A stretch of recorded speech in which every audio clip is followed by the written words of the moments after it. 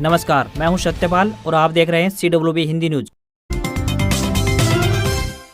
आज 10 फरवरी 2023 दिन शुक्रवार। आइए सबसे पहले नजर डाल लेते हैं आज की सुर्खियों पर। हरियाणा में विरोध कर रहे सरपंचों के लिए बड़ा झटका। ई टेंडरिंग पर हाईकोर्ट ने स्टे देने से किया इनकार। हरियाणा के किसान होंगे आधुनिक सुविधाओं से लैस, सरकार ने तैयार किया ये मास्टर प्लान। हरियाणा में बेरोजगारों के लिए बड़ा झटका। 2 साल से खाली पड़े लाखों पदों पर पड़ी काली नजर तत्काल प्रभाव से समाप्त किया। अच्छी खबर, हरियाणा पुलिस में सब इंस्पेक्टर, सहायक सब इंस्पेक्टर और हेड कांस्टेबल के 4536 पदों का होगा सृजन। जनता दरबार अपडेट, 11 फरवरी को नहीं लगेगा गृह मंत्री अनिल विज का जनता दरबार, जानिए इसके पीछे क्या है कारण। छात्रवृत्ति के लिए खिलाड़ी 28 फरवरी तक कर सकते हैं ऑनलाइन आवेदन। किसानों का दिल्ली मार्च, 20 मार्च को कुरुक्षेत्र में एसकेएम की बैठक में आंदोलन का किया ऐलान। भारत और ऑस्ट्रेलिया पहला टेस्ट, पहली पारी में 177 रन पर सिमटे कंगारू। जडेजा ने लिए 5 विकेट, जवाब में टीम इंडिया ने बनाए 1 विकेट के नुकसान पर 77 रन। भारत और ऑस्ट्रेलिया के बीच बॉर्डर गावस्कर ट्रॉफी का पहला मुकाबला नागपुर के जामता स्टेडियम में खेला जा रहा है।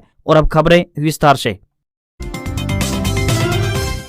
आंगनबाड़ी सहायिका के 53,000 पदों पर बम्पर वैकेंसी, 8वीं पास भी कर सकते हैं आवेदन। आंगनबाड़ी सहायिका के 50,000 से अधिक पदों पर बम्पर भर्ती निकाली गई है। सबसे खास बात यह है कि यह भर्ती राजस्थान समेत देश भर में निकाली गई है। भारत सरकार महिला एवं बाल विकास मंत्रालय ने इसका आधिकारिक नोटिफिकेशन जारी कर दिया है। यदि आप आंगनबाड़ी सहायिका बनना चाहते हैं तो आपके लिए भारत सरकार महिला एवं बाल विकास मंत्रालय ने एक बेहतर मौका दिया है। आपको बता दें कि महिला एवं बाल विकास मंत्रालय ने 53,000 पदों पर बम्पर भर्ती निकाली है। विभाग ने आंगनबाड़ी सहायिका भर्ती 2023 को लेकर आधिकारिक नोटिफिकेशन जारी कर दिया है। आंगनबाड़ी सहायिका पदों के लिए योग्यता की बात करें तो 8वीं पास रखी गई है। इस पद के लिए अभ्यर्थी की आयु सीमा 18 से 35 वर्ष निर्धारित की गई है। आंगनबाड़ी सहायिका के फॉर्म भरने की प्रक्रिया बहुत आसान है। इच्छुक 8वीं पास उम्मीदवार आंगनबाड़ी सहायिका भर्ती के लिए महिला एवं बाल विकास मंत्रालय की ऑफिशियल वेबसाइट पर जाकर आवेदन कर सकते हैं।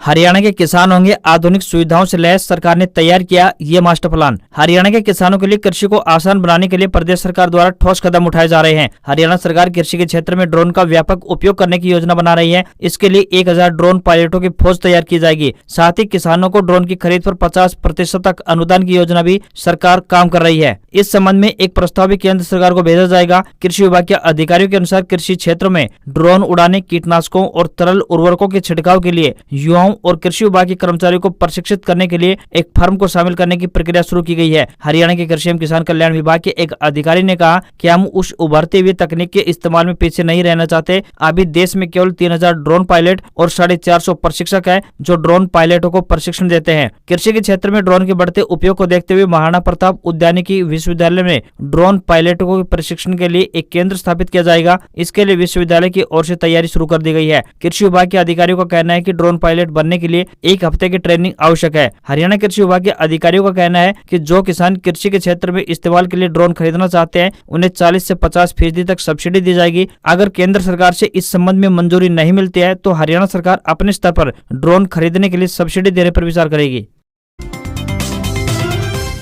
हरियाणा पुलिस में 4536 पदों पर होगी भर्ती। एसआई, एएसआई, हेड कांस्टेबल के लिए सीएम ने दी मंजूरी। अनिल विज बोले प्रमोशन की असमानता होगी खत्म। हरियाणा पुलिस में जल्द ही बड़े पैमाने पर भर्ती की जाएगी। मुख्यमंत्री मनोहर लाल ने सब इंस्पेक्टर यानी एसआई, सहायक सब इंस्पेक्टर यानी एएसआई और हेड कांस्टेबल के 4536 के नए पदों की मंजूरी दे दी है। हरियाणा के गृह मंत्री अनिल विज ने इस पर कहा है कि नए पदों के सृजन से पुलिस विभाग में पदोन्नति की असमानता समाप्त होगी। साथ ही ऐसे सभी कर्मियों को समानता के तहत पदोन्नति का लाभ भी मिल पाएगा। विज ने बताया कि इस संबंध में मुख्यमंत्री मनोहर लाल ने गत दिनों अपनी स्वीकृति प्रदान कर दी है। गृह मंत्री ने बताया कि सब इंस्पेक्टर के 1970 पदों पर सृजन होगा, जिसमें से 1824 पुरुष तो वहीं 146 महिला श्रेणी के पद शामिल होंगे। इसी प्रकार सहायक सब इंस्पेक्टर के 1848 पदों का सृजन किया जाएगा, जिसमें से 1790 पुरुष और 58 महिला श्रेणी के पद होंगे। विज ने बताया कि हेड कांस्टेबल के 718 पदों का सृजन होगा, जिसमें से 694 पुरुष और 24 महिला श्रेणी के पद सृजित किए जाएंगे।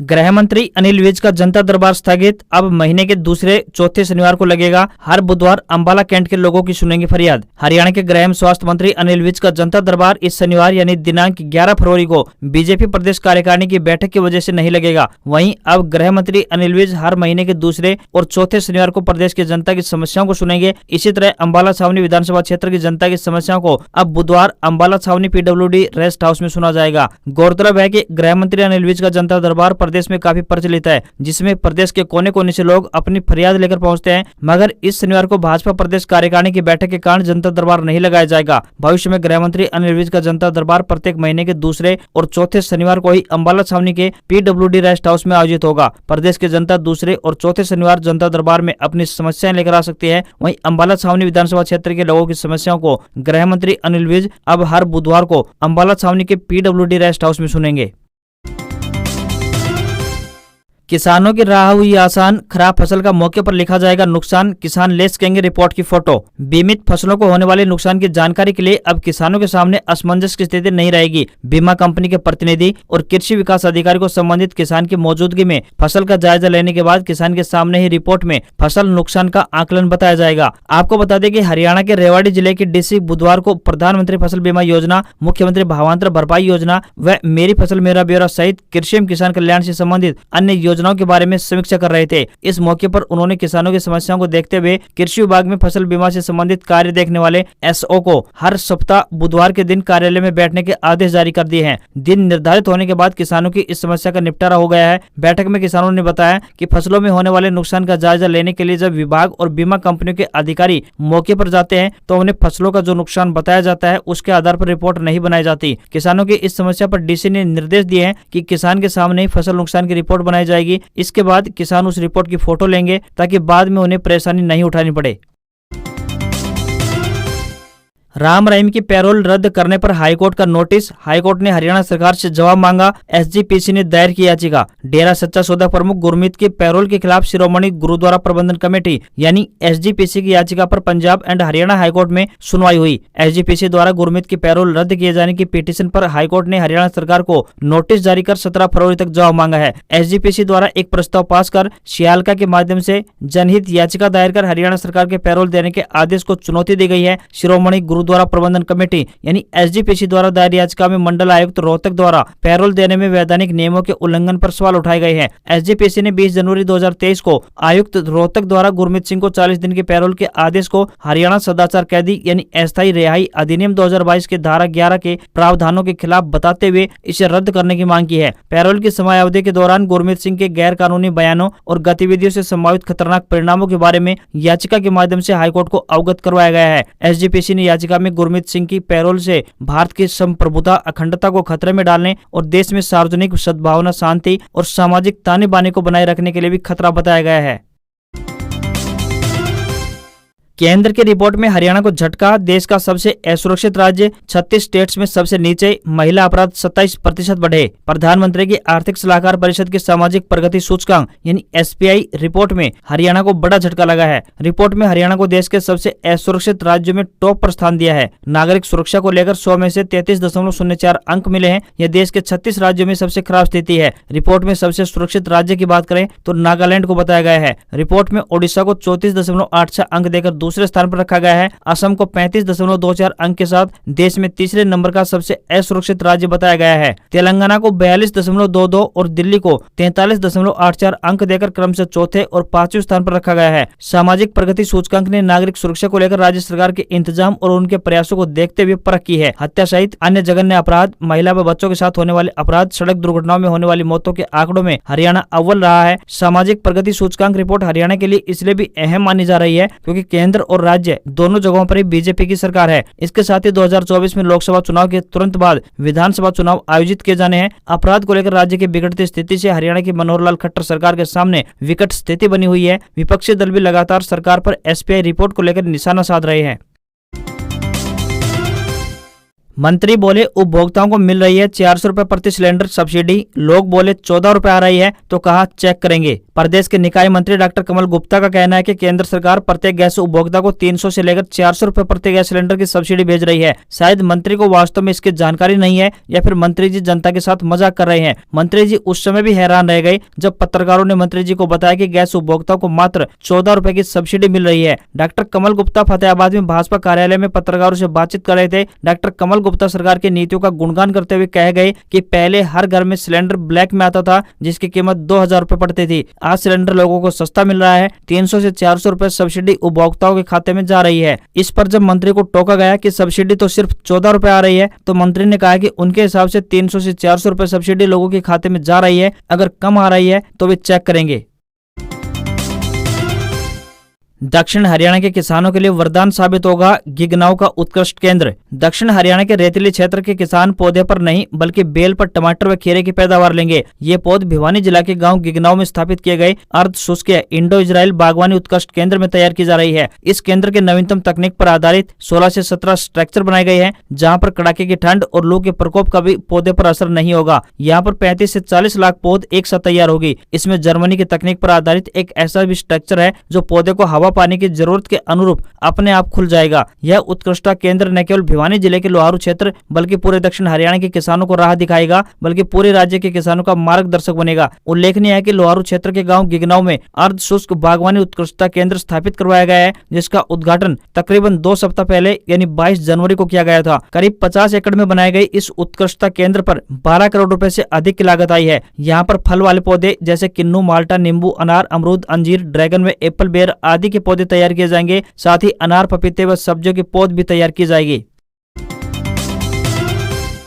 हरियाणा में विरोध कर रहे सरपंचों के लिए बड़ा झटका। ई टेंडरिंग पर हाईकोर्ट ने स्टे देने से किया इनकार। हरियाणा सरकार द्वारा गांव में विकास कार्यों में तेजी लाने व पारदर्शिता सुनिश्चित करने के उद्देश्य से शुरू की गई ई टेंडरिंग व्यवस्था जारी रहेगी। ई टेंडरिंग व्यवस्था के विरुद्ध कुछ ग्राम पंचायतों द्वारा उच्च न्यायालय में दाखिल याचिका पर कोर्ट ने स्टे देने से इनकार कर दिया है। पंजाब एवं हरियाणा उच्च न्यायालय ने माना है कि राज्य सरकार द्वारा शुरू की गई यह व्यवस्था पारदर्शिता लाने के लिए एक बड़ा और सकारात्मक कदम है। मुख्यमंत्री मनोहर लाल खट्टर ने हाल ही में पंचायती राज संस्थाओं को और अधिक स्वायत्ता प्रदान करते हुए उनकी शक्तियों का विकेंद्रीकरण किया है। अब पंचायती राज संस्थाएं अपने फंड व ग्रांट इन एड से छोटे या बड़े चाहे जितनी भी राशि के काम हो करवा सकती है। 2 लाख रुपए से अधिक के विकास कार्य ई टेंडर के माध्यम से होंगे, जिसमें न केवल कार्यों में तेजी आएगी बल्कि पारदर्शिता भी सुनिश्चित होगी। सरपंचों की अगर मांगों पर गौर करें तो सरपंचों की मुख्य मांगे इस प्रकार से हैं। संविधान के 73वें संशोधन की 11वीं सूची में पंचायतों के लिए निहित सभी 29 अधिकार बहाल किए जाएं। राइट टू रिकॉल विधायक व सांसद पर भी लागू होने चाहिए। साथ ही ई टेंडरिंग को पूर्ण रूप से बंद किया जाना चाहिए।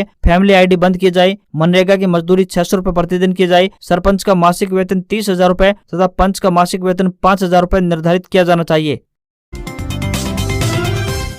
हरियाणा में बेरोजगारों के लिए बड़ा झटका। 2 साल से खाली पड़े लाखों पदों पर पड़ी काली नजर। हरियाणा में सरकारी पदों की तलाश कर रहे हजारों नौकरी चाहने वालों के लिए बड़ा झटका है। राज्य सरकार ने सभी विभागों, बोर्डों और निगमों में पिछले 2 वर्षों में रिक्त या फिर खाली पड़े सभी पदों को तत्काल प्रभाव से समाप्त कर दिया है। राज्य के वित्त विभाग ने आर्थिक हालातों का हवाला देते हुए सोमवार को सभी प्रशासनिक सचिवों, विभागों के प्रमुखों, बोर्डों और निगमों के प्रबंध निदेशकों, पंजाब और हरियाणा उच्च न्यायालय के रजिस्ट्रार जनरल, सभी मंडल आयुक्तों, उपायुक्तों और कुलपतियों को आदेश जारी किए हैं, जिसमें कहा गया है कि जो पद 2 साल से नहीं भरे गए हैं उन्हें समाप्त माना जाए। सबसे खास बात यह है कि सरकार की तरफ से कहा गया है कि 2 साल के बाद पद के पुनरुद्धार पर किसी भी मामले में विचार नहीं किया जाएगा। इससे उम्मीदें और भी खत्म हो गई हैं। आदेशों में आगे कहा गया है कि हालांकि ये शर्तें उन पदों पर लागू नहीं होंगी जिनके लिए हरियाणा लोक सेवा आयोग या फिर हरियाणा कर्मचारी चयन आयोग यानी हरियाणा एसएससी को पहले ही मांग भेजी जा चुकी है और जिनके लिए उनके द्वारा विज्ञापन जारी किए गए हैं और सभी पद जो भरे जाने वाले हैं। साथ ही आपको यहाँ पर बताते चले कि हरियाणा में विपक्षी पार्टियां बेरोजगारी के मुद्दे पर मनोहर लाल खट्टर सरकार व दुष्यंत चौटाला गठबंधन सरकार पर हमला करती रही है। करनाल के किसान ने सरकारी नौकरी छोड़ शुरू की मशरूम की खेती। अब लाखों में हो रही है कमाई। पिछले कुछ वर्षों में मशरूम की खेती की ओर से किसानों का रुझान तेजी से बढ़ा है। मशरूम की खेती किसानों के लिए आय का बेहतर जरिया बन रही है। इसके लिए बस कुछ बातों का ध्यान रखना होता है और बाजार में मशरूम के अच्छे दाम मिल जाते हैं। यही कारण है कि अब किसान मशरूम की खेती की ओर अग्रसर हो रहे हैं, जिससे किसानों को लाभ भी हो रहा है। कम जगह और कम समय में इसकी खेती में लागत भी काफी कम आती है, जबकि मुनाफा लागत से कई गुना ज्यादा होता है। किसान किसी भी कृषि विज्ञान केंद्र या फिर कृषि विश्वविद्यालय में मशरूम की खेती का प्रशिक्षण ले सकते हैं। इससे प्रेरणा लेकर हरियाणा के करनाल के काछवा गांव के किसान कृष्ण गोपाल ने सबसे पहले मशरूम के बारे में जाना और मुरथल स्थित मशरूम सेंटर से ट्रेनिंग ली और ठीक इसके बाद 2 मशरूम शेड से मशरूम की खेती आरंभ कर दी। आज उनके पास करीब 6 झोपड़ियां हैं जिनमें उन्हें अच्छी आमदनी हो रही है। अगर एक शेड की बात करें तो कृष्ण उससे करीब 2 लाख रुपए के मशरूम निकाल रहे हैं। कृष्ण गोपाल ने बताया कि वह करीब 7 से 8 साल से इस लाइन में है। अगर मार्केटिंग की बात करें तो कृष्ण गोपाल करनाल में ही मशरूम की मार्केटिंग करते हैं, जहां उन्हें मशरूम का रेट 100 रुपए से लेकर बढ़कर 120 रुपए तक मिल जाता है। मशरूम का एक पैकेट करीब 200 ग्राम का होता है, जिसे वे बाजार में बेचते हैं। मशरूम का उपयोग देश में सर्वोत्तम पौष्टिक आहार के रूप में किया जाता है। इसके अलावा मशरूम पापड़, जिम का सप्लीमेंट पाउडर, अचार, biscuit, toast, cookies, noodles, jam, sauce, soup, kheer, bread chips, sev, चकले आदि बनाए जाते हैं। भूपेंद्र सिंह हुड्डा बोले, भर्तियों में खेल कोटा खत्म कर सरकार ने दिखाया अपना खेल व खिलाड़ी विरोधी चेहरा। पूर्व मुख्यमंत्री और नेता प्रतिपक्ष भूपेंद्र सिंह हुड्डा का कहना है कि एचपीएससी की भर्तियों में खेल कोटा खत्म कर बीजेपी जेजेपी ने अपना खेल व खिलाड़ी विरोधी चेहरा उजागर कर दिया है। अब तक खिलाड़ियों को एचपीएससी की भर्तियों में 3% कोटा मिलता आया है, लेकिन एचपीएससी द्वारा निकाली गई 95 पदों की नई भर्ती में इस कोटे को समाप्त कर दिया गया है। भूपेंद्र सिंह हुड्डा ने कहा है कि किसान, जवान और पहलवान यानी खिलाड़ी हरियाणा की पहचान है। हरियाणा के खिलाड़ियों ने देश ही नहीं बल्कि पूरी दुनिया में अपने प्रदेश का नाम रोशन किया है। उनके सम्मान और प्रतिष्ठा को ध्यान में रखते हुए कांग्रेस कार्यकाल के दौरान पदक लाओ पद पाओ नीति अपनाई गई थी। साथ ही खिलाड़ियों को सभी नौकरियों में 3% कोटा दिया गया था, लेकिन बीजेपी जेजेपी सरकार ने इस कोटे को खत्म कर दिया है। कांग्रेस सड़क से लेकर सदन तक इसका कड़ा विरोध करेगी। भूपेंद्र सिंह हुड्डा ने अलग अलग महकमों में 2 साल से खाली पड़े पदों को खत्म करने वाले सरकार के फैसले का भी विरोध किया है। उनका कहना है कि हरियाणा के युवा पहले से ही देश में सबसे ज्यादा बेरोजगारी झेल रहे हैं। सरकारी विभागों में 1,82,000 पद खाली पड़े हैं, लेकिन भर्ती करने की बजाय बीजेपी जेजेपी सरकार पदों को खत्म करके युवाओं पर सितम ढा रही है। उन्होंने कहा कि सरकार बेरोजगारी को बढ़ावा देने वाले इस फैसले को वापस लेकर फौरन खाली पदों पर भर्ती करे। अगर मौजूदा सरकार ने ऐसा नहीं किया तो कांग्रेस सरकार बनने पर सभी खाली पदों पर पक्की भर्तियां करके उन्हें भरा जाएगा।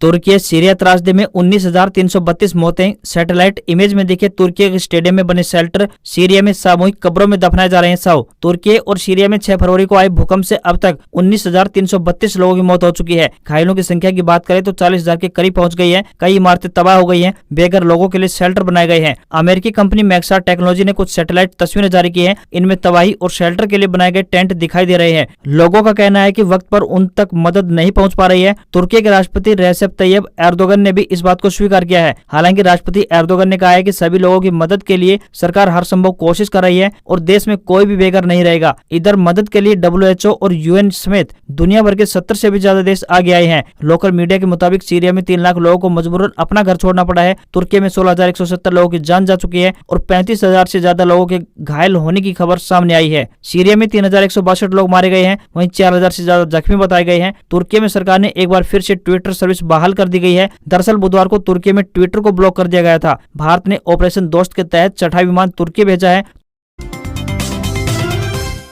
लगातार दूसरे दिन शेयर बाजार में तेजी। सेंसेक्स 142 अंक बढ़कर 60,806 पर बंद। निफ्टी 21 अंक चढ़ा। अडानी एंटरप्राइजेज शेयर 11% टूटा। भारतीय शेयर बाजार में हफ्ते के चौथे कारोबारी दिन तेजी देखने को मिली है। सेंसेक्स 142 अंकों की तेजी के साथ 60,806 के स्तर पर बंद हुआ। वहीं निफ्टी की बात करें तो 21 अंक बढ़कर 17,893 के स्तर पर पहुंच गया है। लगातार दूसरे दिन बाजार में तेजी सामने आई है। सेंसेक्स के 30 शेयरों में से 20 शेयरों में तेजी तो वहीं सिर्फ 10 शेयरों में गिरावट देखने को मिली। वहीं अडानी ग्रुप की कंपनियों के शेयरों में जबरदस्त चढ़ाव देखने को मिला है। अडानी विल्मर 5% चढ़ा है। ग्रुप की फ्लैगशिप कंपनी अडानी एंटरप्राइजेज का शेयर 11.19% की गिरावट के साथ 1922 रुपए के स्तर पर बंद हुआ। इसके अलावा Adani ports 2.94%, total gas power और ग्रीन 5% टूटा है। सोने के भाव की बात कर लें तो 35 रुपए मजबूत होकर 57,410 रुपए प्रति 10 ग्राम के स्तर पर पहुंच गया है। हालांकि चांदी की कीमत में 5 रुपए की गिरावट सामने आई है और ये 67,941 रुपए प्रति किलोग्राम के स्तर पर बंद हुई है। वहीं $1 का रेट 82 रुपए 53 पैसे के स्तर पर पहुंच गया है।